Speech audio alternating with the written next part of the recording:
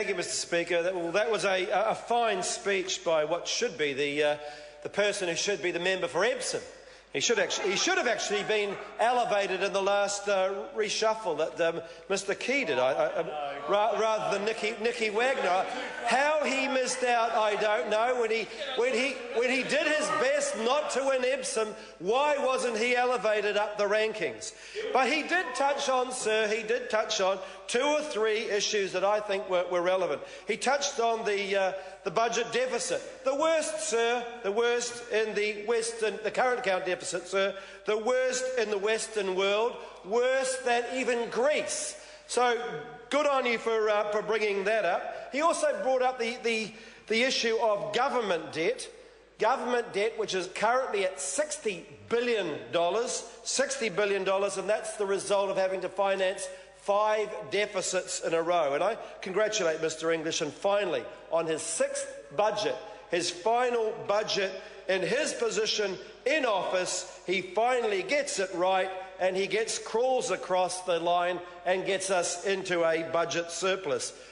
The margin of error, really, sir, is why he got across. They had to cut things, they had to put things on 4-year time horizons in order to be able to get across the line, but he managed to do it on his last and final budget that man will ever deliver to this House, because he will never be able to replicate, sir, 9 budget surpluses in a row that the Labor government was able to deliver year after year after year. Sir, what's the reality here, sir? The reality is that despite all the crowing by this government, people are not doing as well as they want to. And what we are seeing, sir, is the increase in wages over the past year. The average increase, including all those rich listeners that get factored into it as well and bump up the average, wages went up just 1.6%, whereas inflation went up 1.5%. So we're seeing, sir, a 0.1% increase in people's real wages. 46% of New Zealanders did not get any wage increase over the past year. 46%. So when you're asking, sir, who is benefiting, the great bulk of New Zealanders, sir, the great bulk of Kiwis who are out there working hard, trying to bring up their families the best way they can, they're not benefiting. And instead, the people who are benefiting are those who can afford to buy some time with a cabinet minister or belong to a cabinet club so they can get preferential access to people who otherwise anybody else would never have a chance to do that. Well, sir, that doesn't feel right to me, and it doesn't feel right to most New Zealanders out there either. Sir, we want to help people who are working hard to get ahead, and we want to help them particularly, sir, in the area of housing.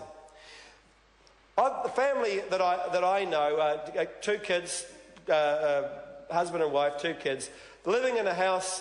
We're living in a house close to into the inner city, renting that house, saving like crazy to try and buy their own house. And what they were doing to it as they were going along, because they wanted to live in a decent home, was they improved that rental property that they were living in, painted it, put in a veggie garden, did a whole bunch of different improvements to the place. What happened? The landlord chucked them out. Gave them notice, and put in another family at a much higher price off the back of their hard work. So they went further out in Auckland because they couldn't afford to be in the same place as they were before, so their kids go to a different school. And what happens? They try and they save and they save and they save to try and get there as well. They're improving that place as well. But they tell me they can't get ahead. They just can't make it because as they save, prices of houses are getting beyond their reach. And a guy came up to me the other day when I was in one of my local markets and said, look, I'm a 42-year-old teacher. I earn a reasonably good living, but I will never be able to buy a house. And that's a really sad fact that I've actually come to the conclusion. I've flattered with other people. I've saved as much as I can. I've cut out all the luxuries in life so I can try and get ahead and get that house. He said, I don't believe I will ever be able to afford a house, despite my parents saying, that's what you want to do. And so that's what it's all about. It's about a government that will give opportunities to Kiwis and New Zealanders, who are able to give people what I believe they deserve and what's a birthright for us, which is the ability to own your own home. And you know, despite the fact that the prices are going through the roof, you've got the incredible statements by John Key saying that there is actually no housing crisis, there is no problem. And I quote to you, what he said was, there's no fundamental underlying reasons to believe there's a problem in our housing market. Well, 3/4 of New Zealanders don't believe him. And 3/4 of New Zealanders don't believe Nick Smith either, sir. Because let's take a look at the facts. At least 80%. 80%. 76%, I was going to quote, I was even conservative on 3/4, 75%. But it must be, it's moving all the time. You're absolutely right. So just like house prices in Auckland, sir. House prices in Auckland now, average house prices now, are $700,000. The average house price. And this government has now ensured that people will have to have a 20% deposit to get into one of those houses. Well, do the maths around that. That's a $140,000 deposit that they're going to have to come up with in order to get into an average house in Auckland. Just about buy a whole house in one year for that. 140,000. Who on earth can afford that? Does that sound like anything that a first home buyer could ever afford? House prices are going up. They've gone up 22% right across the country, 40% in Auckland, 40% in Auckland. And when you put that to this government, what's their reply? Oh, houses went up a bit more years ago. Well, how about taking responsibility for what's going on right now? You've been in government now for 6 years. You saw this coming and you did nothing.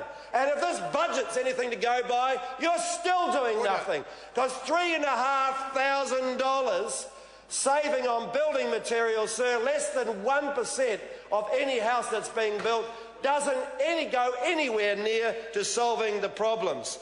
Sir, we have a real solution to our housing crisis. We're willing to take the courageous, brave decisions that need to be taken. We're willing to get in there, roll up our sleeves and get stuck in. So what are we going to do?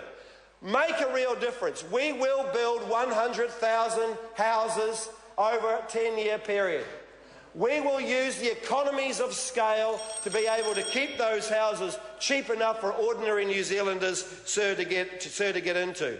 We will raise a capital gains tax. And, sir, anybody would tell you taxes are not the sort of thing that you want to introduce, but 3/4 of New Zealanders actually believe that this is the right thing to do. And today in the paper, Westpac's economist said that a 15% capital gains tax would reduce the amount of speculative value in houses by 22%. Now, why doesn't this government listen to all the objective advice rather than listening to its own spin, sir? We will limit offshore speculators. Offshore speculators that the government doesn't even want to measure because it does not want to know what we already know, that these people are driving up prices. And you ask anybody that goes around to an auction, sir, anybody that goes around to an auction in Auckland and ask them about speculation. They will tell you there are lots of people out there who are certainly not New Zealanders who are out there speculating. 2,750 homes bought by foreign speculators in a year, in Auckland, and we build 4,000 homes a year.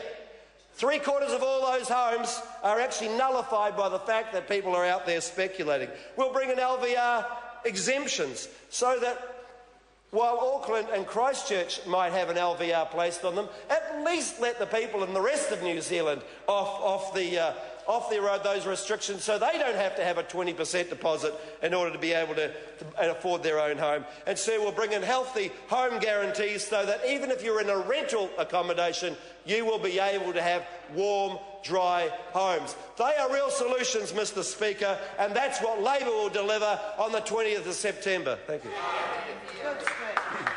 Speaker. Honourable Phil Heatley. Thank you, Mr Speaker. It's a delight to stand today and